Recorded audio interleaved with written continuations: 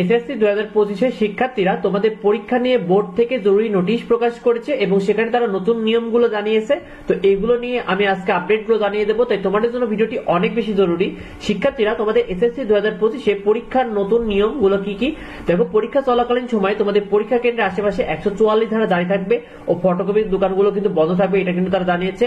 পরীক্ষার্থীকে কমপক্ষে 3 দিন পূর্বে নিজ স্কুল থেকে প্রবেশপত্র অর্থাৎ অ্যাডমিট কার্ড তোমাদের সংগ্রহ করতে হবে। অর্থাৎ তোমাদের এসএসসি পরীক্ষা শুরু 3 দিন আগে অন্তত তোমাকে তোমার স্কুল থেকে তোমার অ্যাডমিট কার্ডটা সংগ্রহ করে ফেলতে হবে।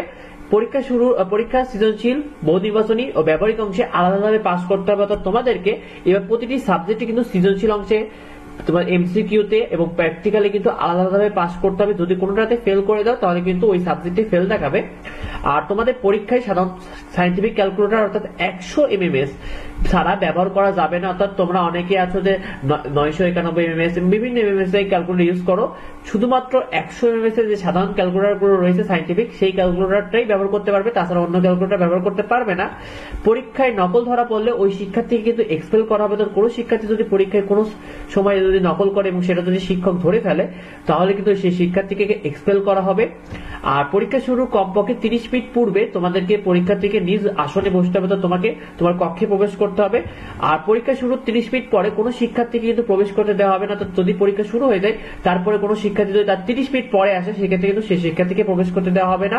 পরীক্ষার হলে কোনো প্রকার মোবাইল ফোন ও ইলেকট্রনিক ঘড়ি নিয়ে যাওয়া যাবে না, এটা তারা জানিয়েছে।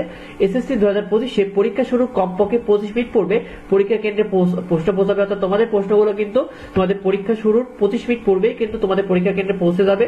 এবং পরীক্ষার নকল রোধ ও প্রশ্ন ফাঁস করার জন্য আগামী 10 এপ্রিল থেকে 15 মে পর্যন্ত সব ধরনের কোচিং গুলো তারা বন্ধ রাখবে, এটাও কিন্তু তারা নিশ্চিত করেছে।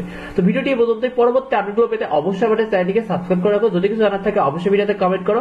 দেখা হয় পরবর্তী ভিডিওতে, পরবর্তী আপডেটে। ধন্যবাদ সবাইকে।